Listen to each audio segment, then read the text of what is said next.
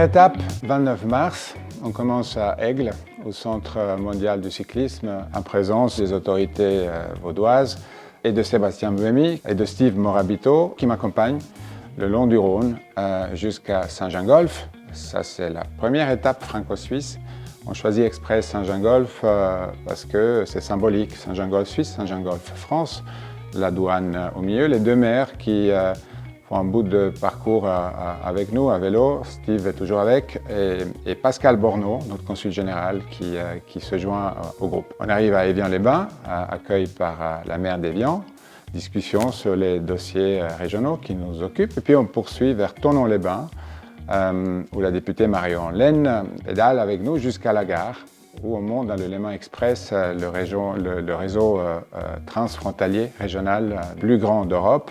Annemasse, accueilli par le maire de la ville, visite des lieux, très belle gare qui a été complètement refaite.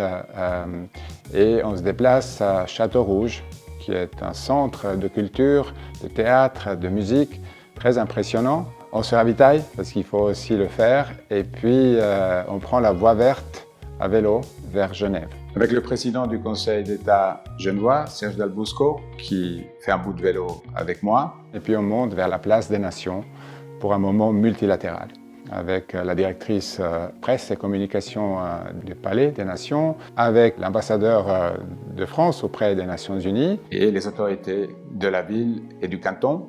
Petit moment convivial, et puis on reprend la route pour aller rendre hommage, saluer l'action du CICR, du Comité international de la Croix-Rouge. Et de là, on va au CERN, autre bel exemple de coopération binationale d'une part, le site du CERN est sur la frontière franco-suisse, mais aussi de coopération internationale. Et on termine la journée au chalet suisse, le Pays de Gex, avec la communauté des Suisses du lieu pour clore cette belle première journée.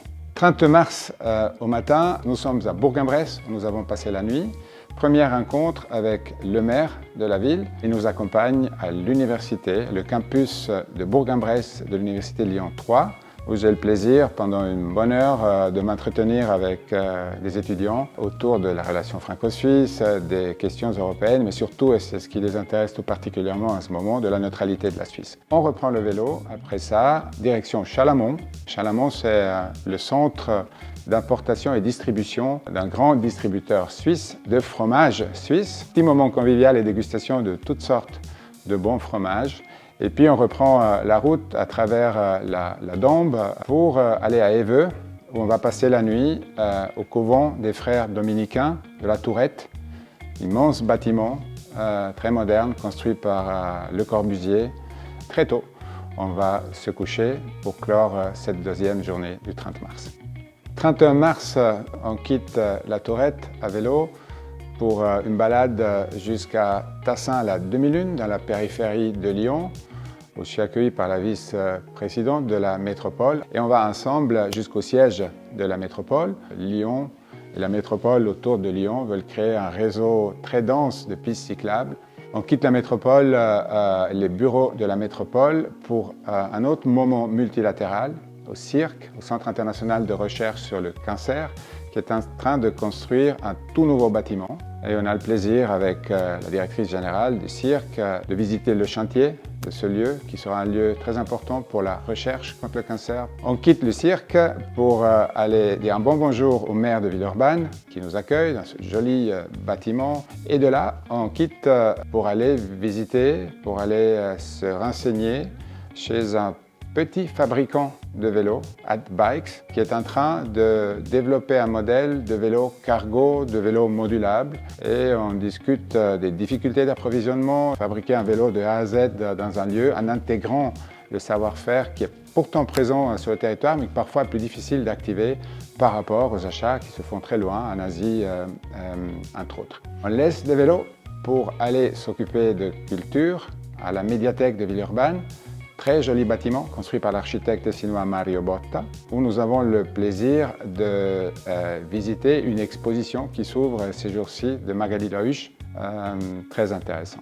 Avant-dernière étape, le consulat de Suisse à Lyon, où nous sommes rejoints par quelques collaborateurs et collaboratrices du consulat et par deux jeunes. Avec eux et elles, on se déplace vers la résidence du consul. On passe une soirée conviviale avec ces jeunes et avec un groupe de dames suisses de Lyon. Là aussi, une très très belle soirée tous ensemble.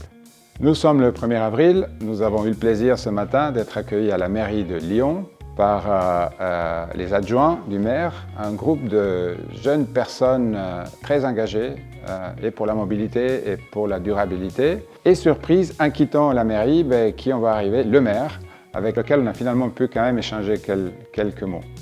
On a quitté donc la ville de Lyon pour venir à Bénaud. Bénaud, c'est le siège en France de Maxon, le producteur du petit moteur qui assiste mon vélo. Et on a passé une matinée très intéressante autour des thèmes de la mobilité, de la durabilité, de l'innovation, avec d'autres entreprises du lieu ou alors des entreprises suisses comme ABB qui est aussi présente sur ce site. Très belle matinée d'échange et de réflexion. Ça, c'est la fin de cette première étape de notre tour à vélo. Vous pouvez reparcourir tout ça sur les réseaux sociaux. Vous pouvez aller sur le site internet En route avec la Suisse. Et moi, je vous donne rendez-vous à la prochaine étape sur la côte atlantique. Au revoir.